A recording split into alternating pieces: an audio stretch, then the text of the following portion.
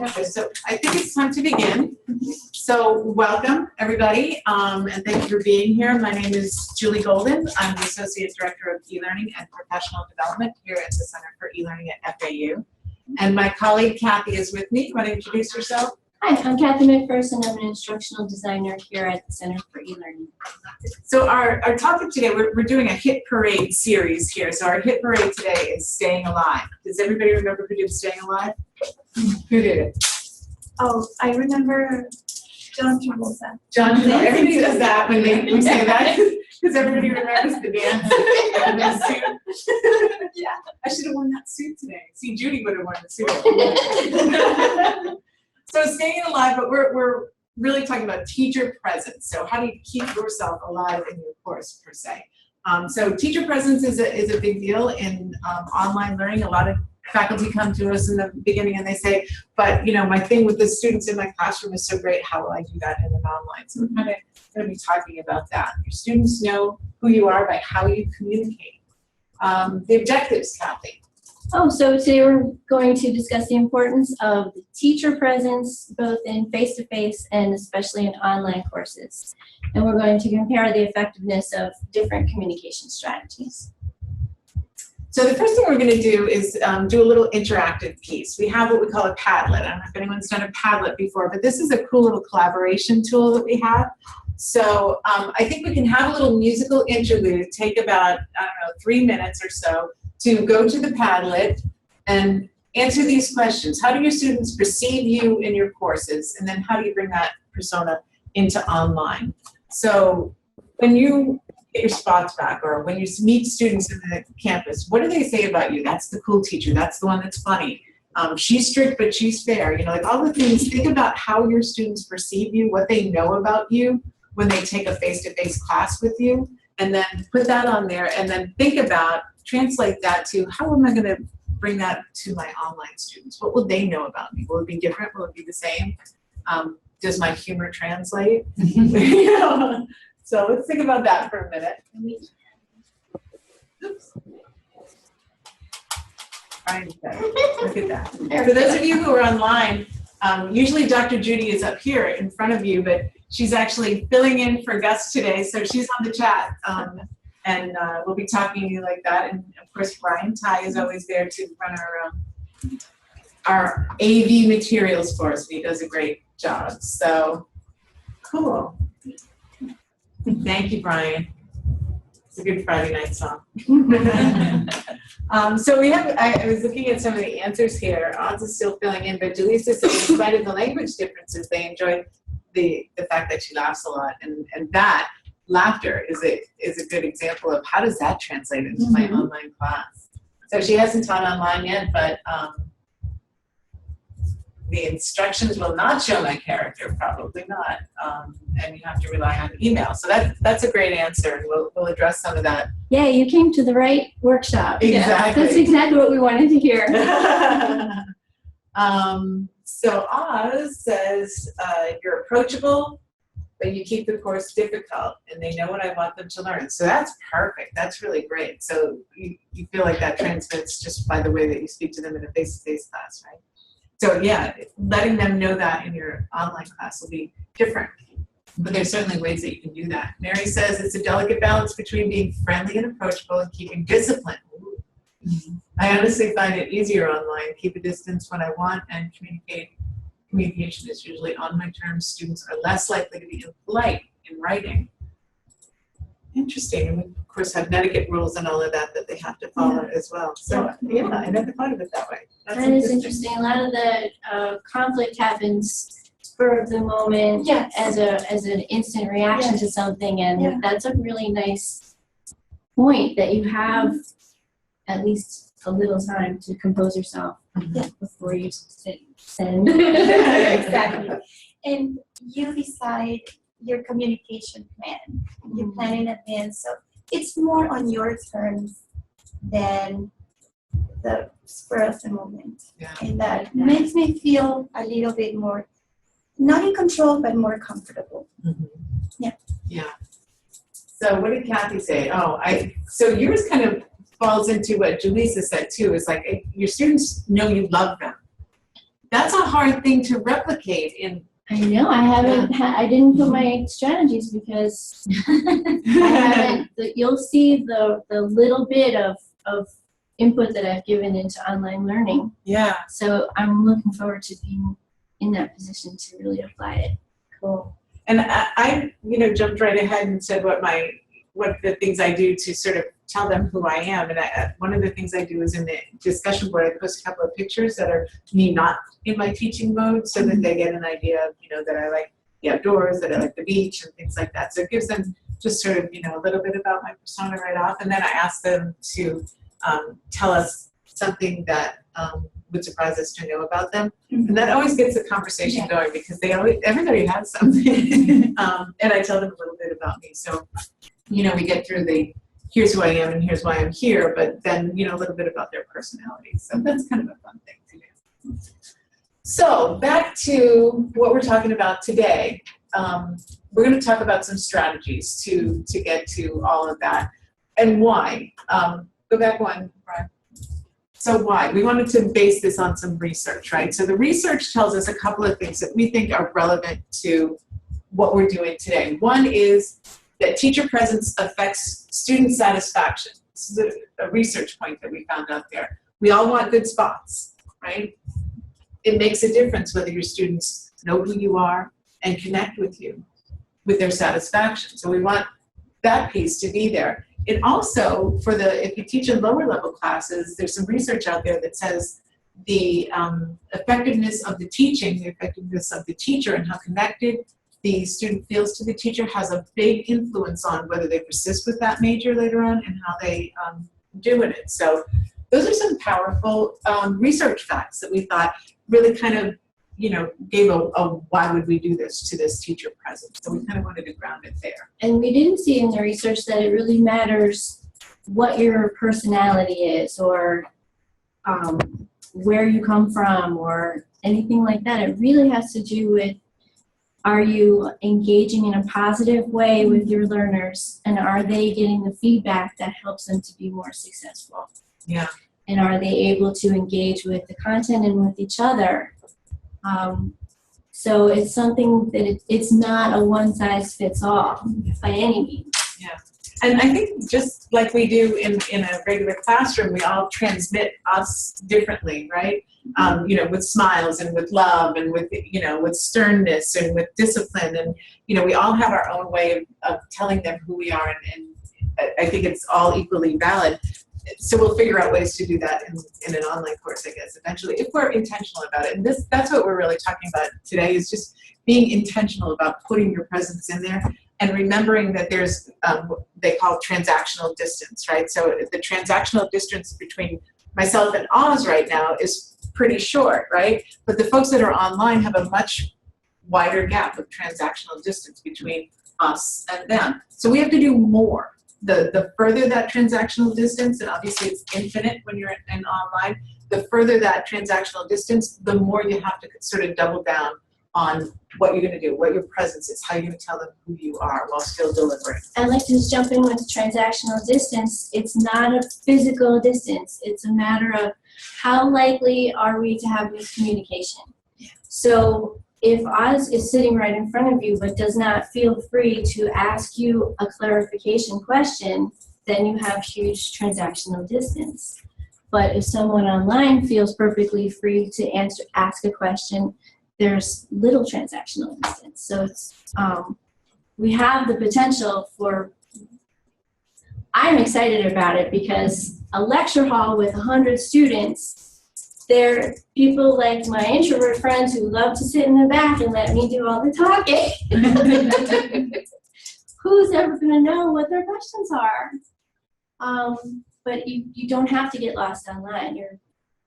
We can address every person's specific needs. Yeah. So the physical proximity or having a corporal presence in there, that's a great example. Those giant lecture halls, no one knows you're back there. The faculty member, you're just a dot up there. So that you may actually be closer to them in terms of communicating with them on one-on-one in an online forum, because you can actually write them a personal email hard to chase down a professor on their way out of class and things like that. So, you know, just some new ways to think about the communication distances between you. So some of the strategies we're going to talk about today. None of these are really new to most of us. Maybe a virtual meeting might be new, but certainly pictures and slides or video, these are not new things. We're not expecting you to say, wow, I never heard of video before.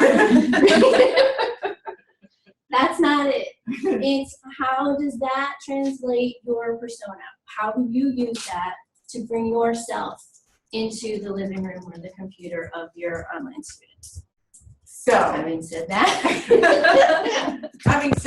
Kathy has agreed to share a piece of her teaching persona that she shared with the students that we have here in our e-certification course. So this is a video. Let's just listen to what Kathy has to say. It's kind of self-explanatory. Hi, I'm Kathy McPherson, and I'm delighted to be one of your facilitators for the e-certification workshop. A lot of faculty members tell me that they don't want to do chats online with their students because of their vanity. So I decided not to wear makeup for this recording, just to help you feel a little more at ease. Also, I'm on vacation, and as soon as I finish this recording, I get to go back out to the beach. The great thing about e-learning is you can do it anywhere. I'm passionate about e-learning for a number of reasons. I recently completed my master's degree in curriculum, instruction, and technology in a completely online environment.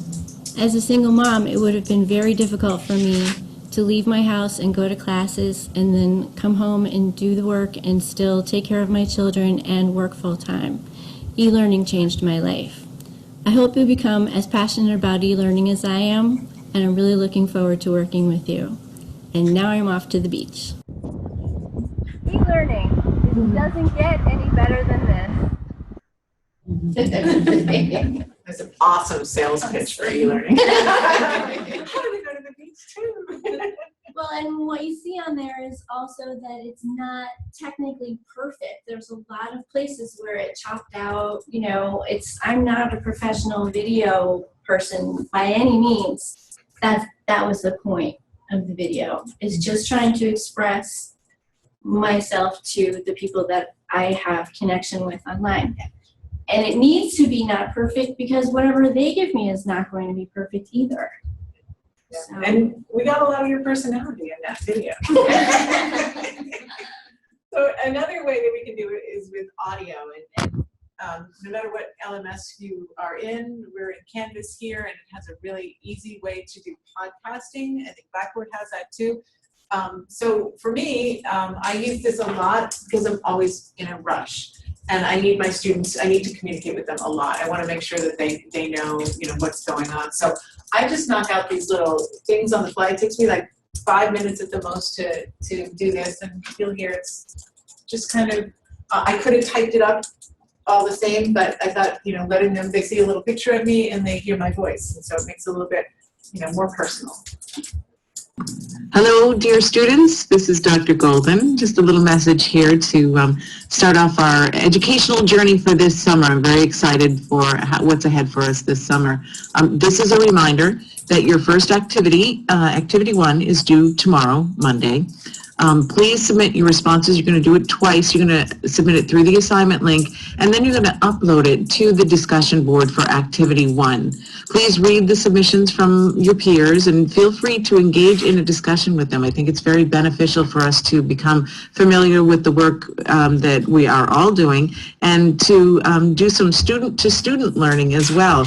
You learn from your instructor, but you also learn a lot from your fellow students. So I encourage you to read as many responses as you can and to engage in a dialogue with your peers.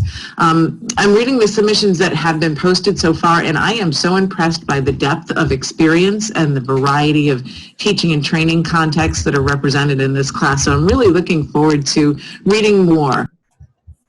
So that went on for a little bit about some more nuts and bolts of doing that assignment, but those are the kind of things that I try to do before every assignment, maybe midway through if it's a longer assignment, and just kind of give a check-in to let them know I'm still there and I'm still with them, and if they need questions, I'm there. And at least hearing a voice makes me more real, I think, than seeing a discussion. Just So so, when we make the e-certification class, we also share research that shows the reduction of miscommunication because the tone of voice communicates a lot. If I type a message back, you might have several different ways of receiving it. Maybe you think it was negative when I thought it was positive. But if you hear my tone of voice being positive, there's really no question that that was sincere and I interpreted it correctly. yeah. So it's really great to hear, wow, you guys are doing terrific. I'm really impressed with this. They know that you really mean it.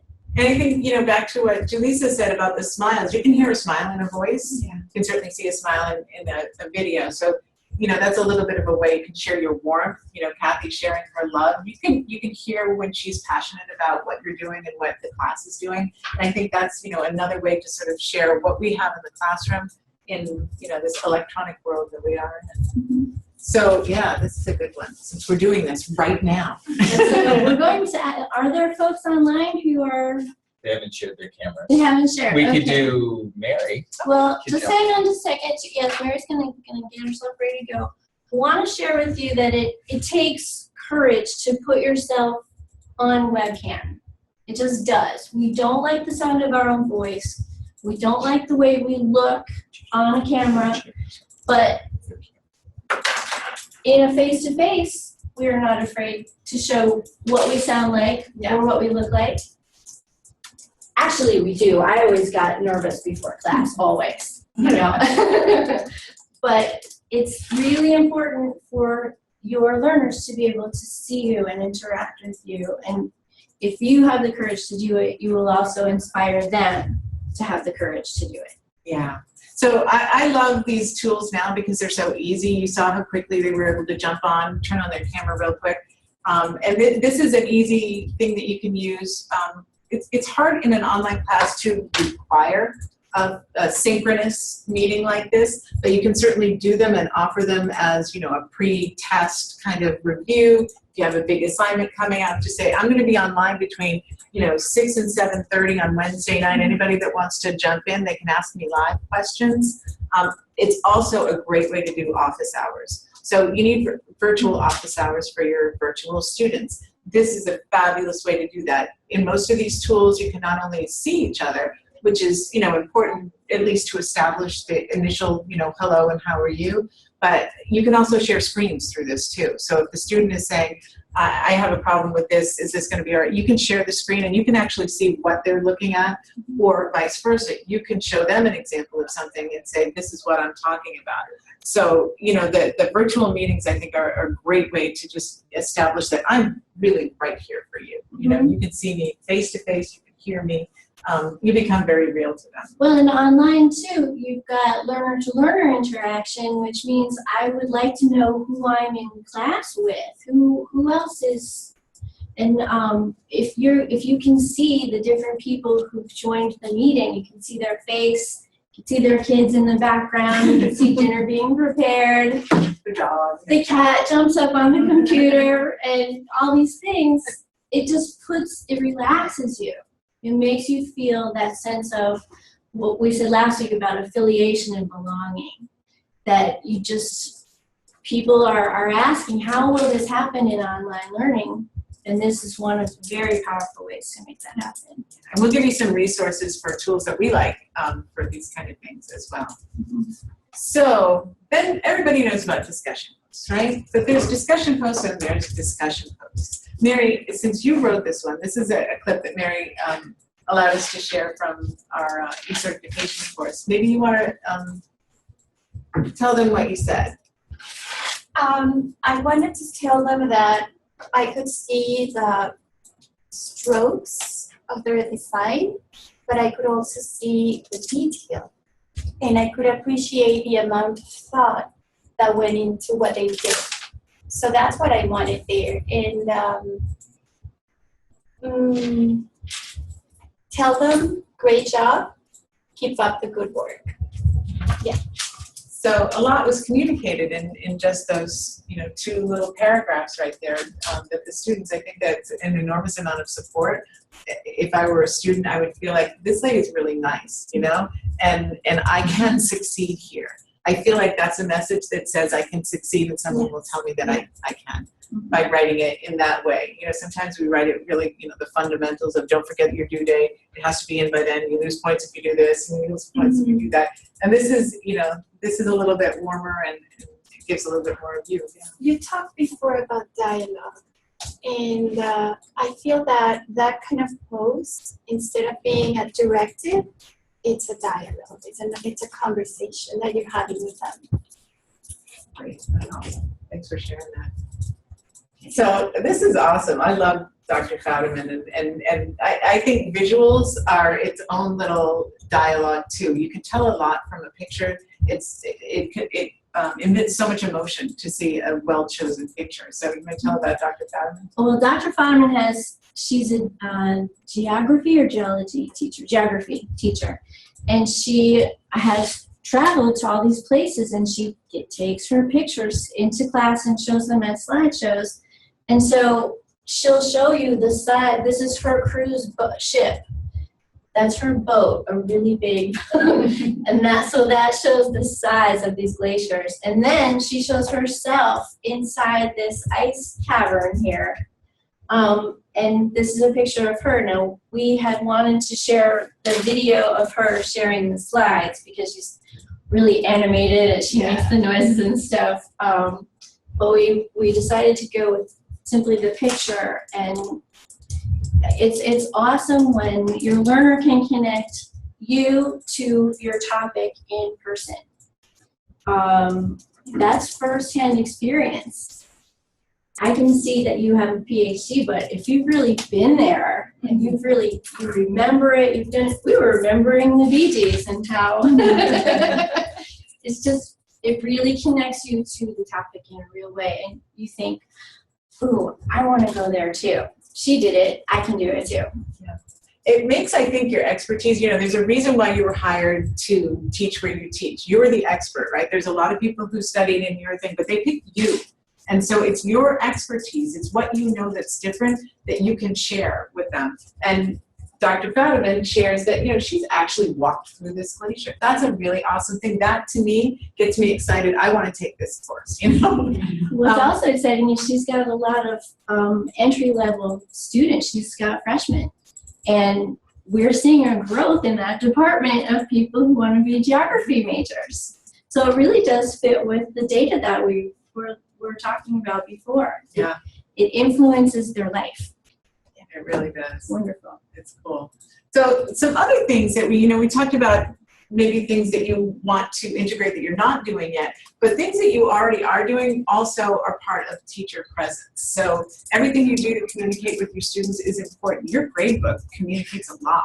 Whatever feedback you give them is important to them. You know, if they get like just the grade, then you haven't really told them anything about how you experienced what they did. They worked hard on the paper, and you know they got a B+, and that's awesome. But what did you think about the part where I said this? You know, so if you use track changes when you read a paper, or you use the Crocodoc in the LMS, if you write, you know, at least a paragraph of I really enjoyed the part about this and something positive about what you read, even if it wasn't the greatest paper in the world, to start out with, you know, you succeeded at doing whatever, you know, you had a great introduction, or this was a really good topic that you picked, and then give them somewhere in the middle there, you know, this is the constructive feedback. What I'd like to see is, and be very specific about it.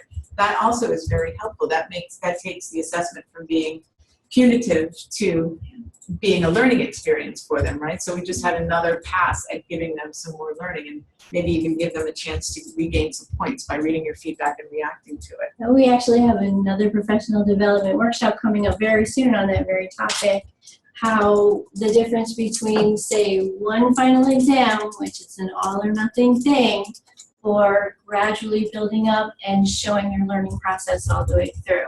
Maybe I didn't start out so great, but I've really improved, and now I can be excited about this interaction between my instructor and myself. Yeah, Really great. and see that your instructor is excited about it too. I think that's the persona part coming out.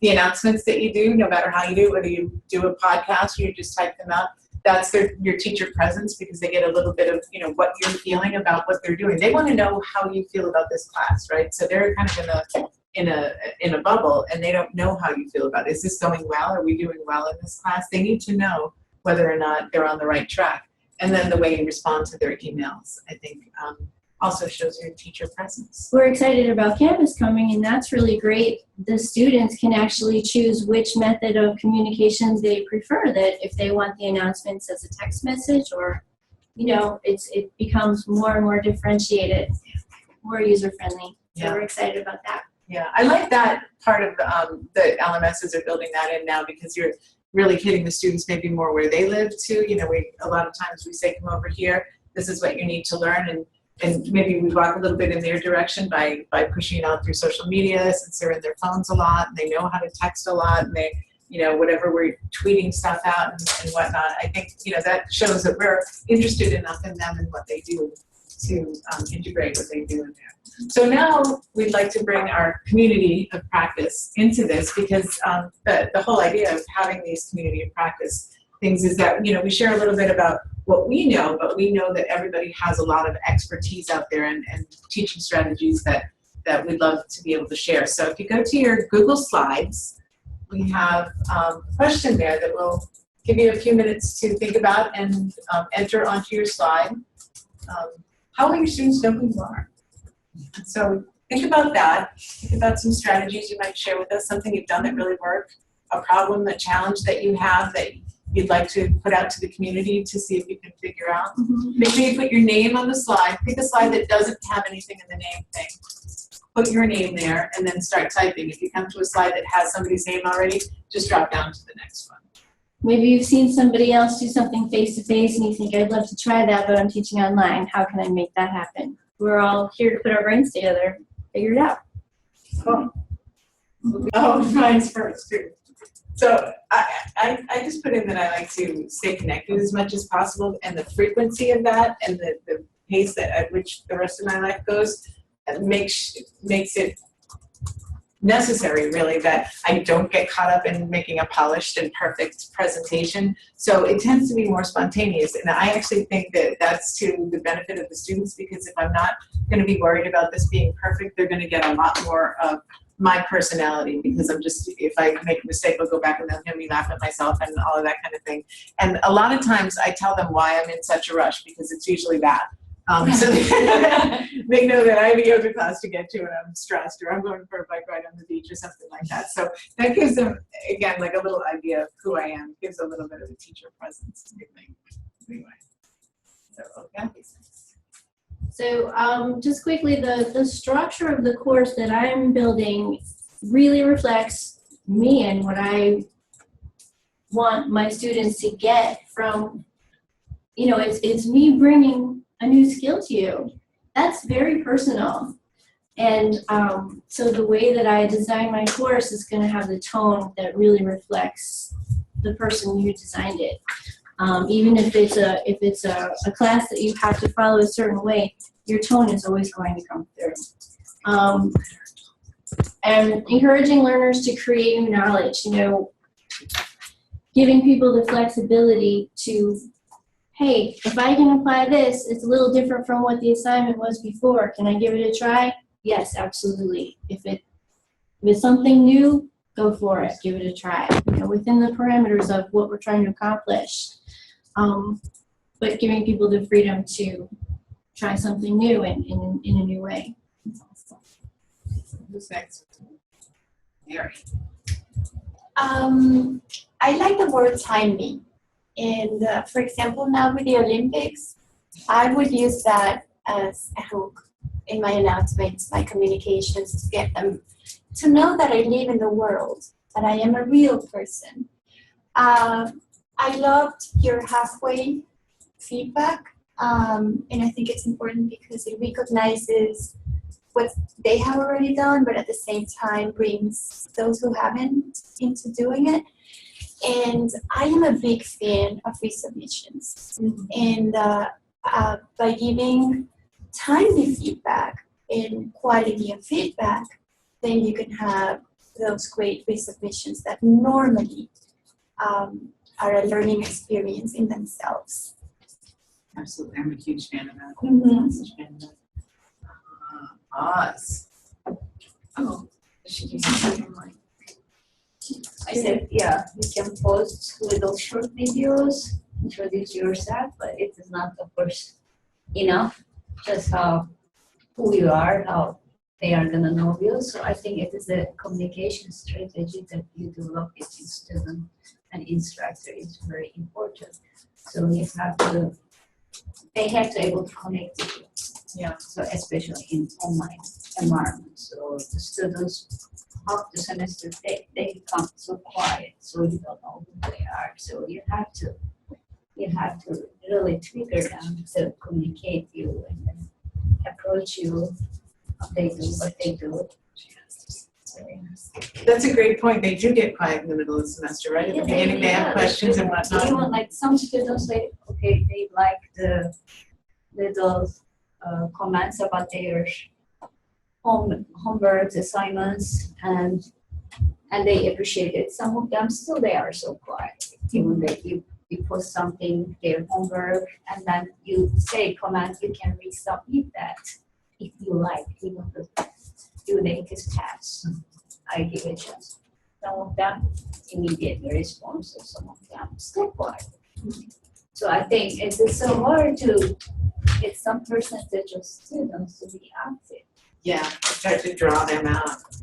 Do you think that subject matter has anything to do with the way that the students communicate in courses? Do you think there are some subject matters where the students are more likely to be, vocal in the course and others not? Maybe they take that course because they are required to. So it doesn't interest them. I think if I were in your chemistry class, this would be the one place I would be quiet. I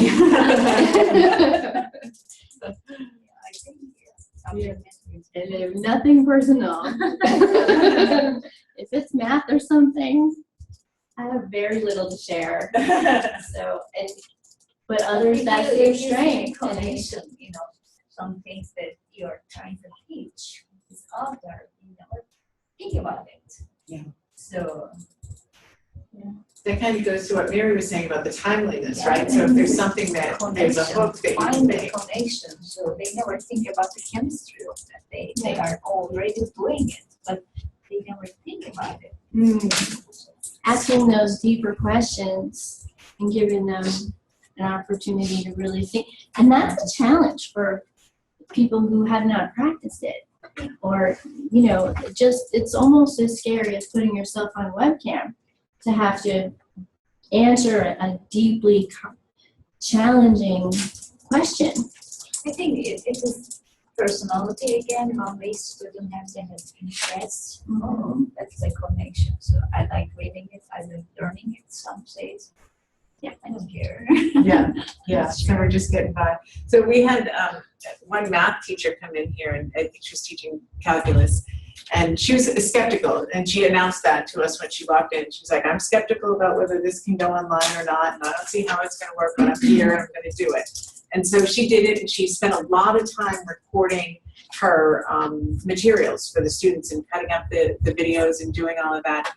After she had run the course, she came back and she brought us her spot reports, her student perception of teaching.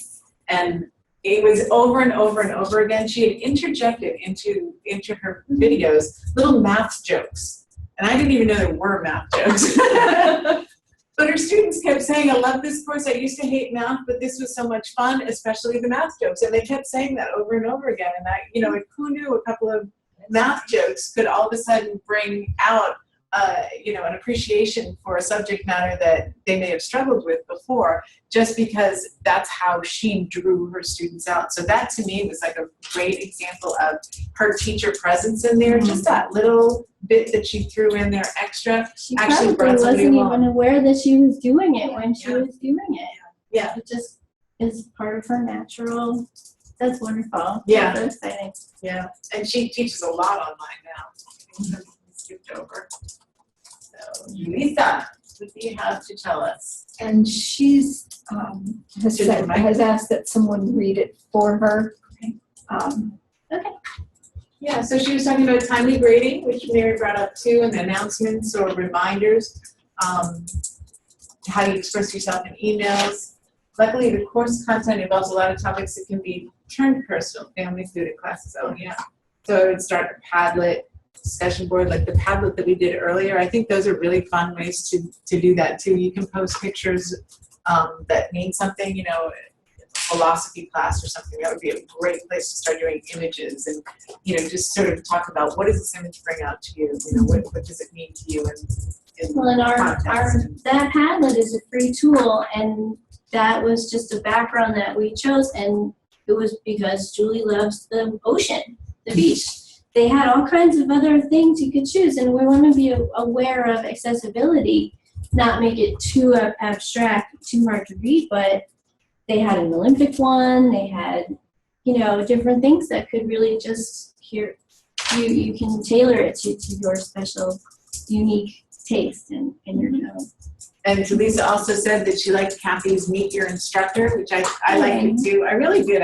The thing that I liked the most about that when Kathy showed it to me before was just the naturalness that she allowed for that. And sometimes it's hard to break that wall down. You know, when they talk about in distance learning, they talk about the thinning of the walls of the classroom, right? That these electronics kind of start to thin the walls, where we used to be kind of, you know, boxed into this solidness. And every time you take the student away from the classroom, whether they're doing a project on their iPhone and then bringing it back, or they're going on an electronic field trip, or you know, you're taking them on your vacation with your introduction video, that starts to thin the walls and make it more of a, you know, an open space for everybody to explore the learning journey, which I think is amazing. And I think it, you know, we can expand that to other places. We can take them around the world, like Dr. Savin does. You know, she takes them to the Arctic and all of that. If you had, you know, somebody that was relevant that you knew that was in another country or something, you can actually bring that person into your class.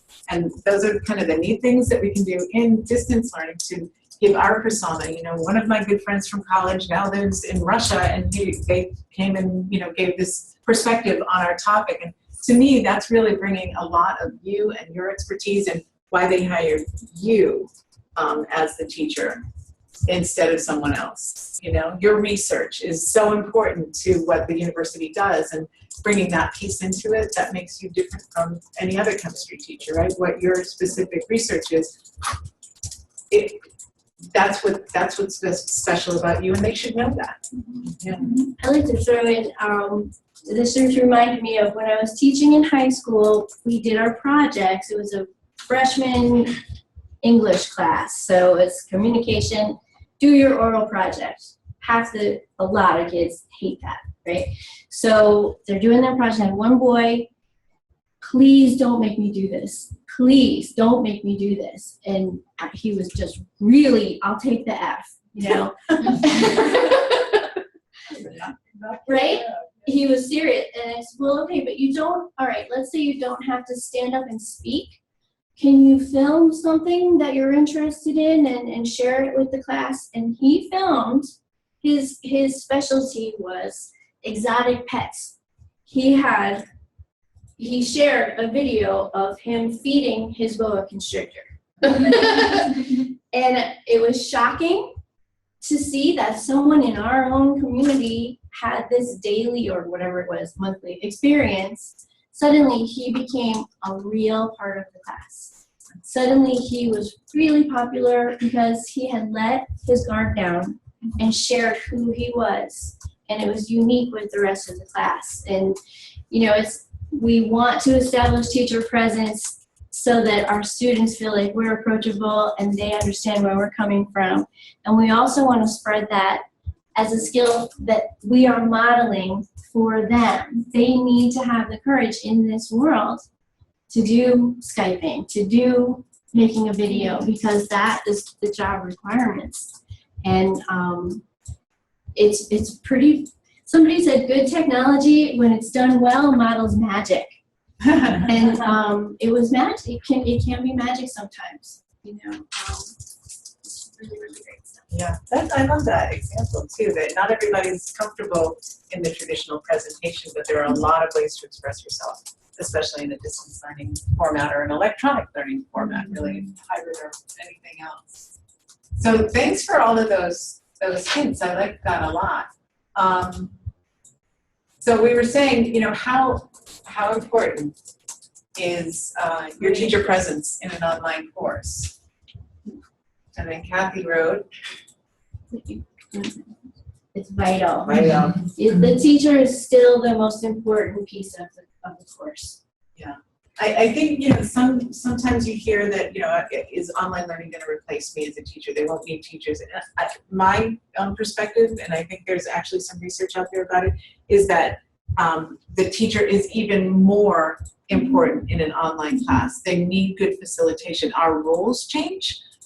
We're not really doing this, what Kathy and I are doing right now as much, and that's the traditional role, but our roles are expanded. I think all of the things that we talked about today are part of the new role of instructor in an online class. You know, a professor now is someone who communicates in a lot of different ways rather than just being the person that gets up and talks about the subject matter, does, you know, problems on the board and that kind of thing. We communicate in a lot of different ways, and we facilitate their acquisition of knowledge, I think, in a lot of ways. You know, I can't know everything the internet knows about any one subject. So they already have their hands on more information than is in my head. And that's a new paradigm, right? It used to be we were the smartest person they knew in that topic for that period of time that they were with us. Now they can go out and Google anything. So it's now my job, I think, for my teaching to make sure that they know how to find that information and what to do with it when they get it, and how to, you know, curate these things and make sense of it. So all of it is about problem solving. If you give them the right problem, they'll find the right information that helps them solve that problem. And I think that brings them, like what Kathy was just saying, to that 21st century problem solving employability mind, right? We don't know what they're going to do in 5 years because technology changes too much. We don't know what their jobs are going to be, so we can't train them for that one specific job. We can train them to be thinkers. We can train them to be collaborators. We can train them to be communicators. And all of that gets modeled, I think, in what we do in our class. Yeah. So what's the best way to bring your personality to your online learners? It's up to you. We don't have the answer. You are the one that has the answer to that. Whatever you are comfortable with, you need to go for it. And whenever there's a new thing, please share it with us, because we'll be sharing it with a lot of other people too. I feel like Dr. Judy has been left out in the hinterlands over there, and we haven't heard from you yet. Did you want to add something to what we're talking about today? No, other than just the personal touches, little ways, like you said, of bringing in things that are going on in the world right now. And my cats usually appear somehow or another, and you know, just the ways of letting them know that you are there. Plus, another thing that I feel like is really important is to pay attention to the comments that they make in their personal introductions and refer back to those. That's a great point. They give a lot of context cues about who they are and what they do. That's why I like asking the question. Sometimes I ask, like, what do you see when you look out the window? And other times I ask, you know, what's something that would surprise you? I have a bunch of different questions I ask at the intro, because that informs me of who I have in the class. I always do a quick scan of that and say, oh, I see I have a lot of parents in this class this time, or this seems to be a younger crowd, or there seem to be a lot of people that are interested in fishing, or, you know, there's always something that, you know, you can see, and they start to see about themselves and allow, you know, the bonding between the students as well. Yeah. Any last thoughts? Does Lisa have anything online? I don't think so. She thanked us for the opportunity to share, but not able for her to be able to talk. So she thanked us for pulling it together for her. Well, thank you for being She said here. nothing. Thank you. Everything was very clear. Okay. Cool. Thanks, Awesome. Lisa. So we talked earlier about some research data, and I was like to, you know that we're grounding this in research data in the education field. So there are a couple of articles here. If you're in the room, we have them printed out for you. If not, we can send you the link so you can grab them off of here. But I think these, again, to circle back around to what we said, the student satisfaction being really reflective of how much the instructor has interacted with them. I think that's an important thing for us to keep in mind. And the second one too, I didn't know about this. Kathy brought this to me and I was like, that's a great thing to know, is that the students either accept or reject their majors based on who that first college instructor is going to be. I have entry-level students, and now all of a sudden I'm like, wow, that's a lot of. Just that it's a huge influence. You're a huge influence on someone who's I came to college, I'm ready to start my life, and it's wonderful, wonderful. I mean, I picked my major based on my favorite teacher. One of the reasons they were my favorite teachers is we both loved that subject. Mm-hmm. Yeah. But one of the reasons I love that subject is because my teacher was so great. So there's this kind of, there's this connection, a real connection. Yeah. And I'm still in touch with that teacher. Really? Yes. Oh, see, that must be a great teacher presence. Wonderful teacher. Yeah. And so we also talked about some video stuff, and we showed you some of our technology that we like to use here. There is so much out there, and there's so much that's free. And if it's not free, some of them are, $15 a year or things like that. So some of the ones that we use here a lot, the faculty that we support seem to like them and find them easy to use and hassle-free. Novio is cool because it's very easy to do. You turn on your webcam, you put up your PowerPoint slides, you upload your PowerPoint slide, and you really just talk, and your slide is next to you. It's 2 boxes next to each other.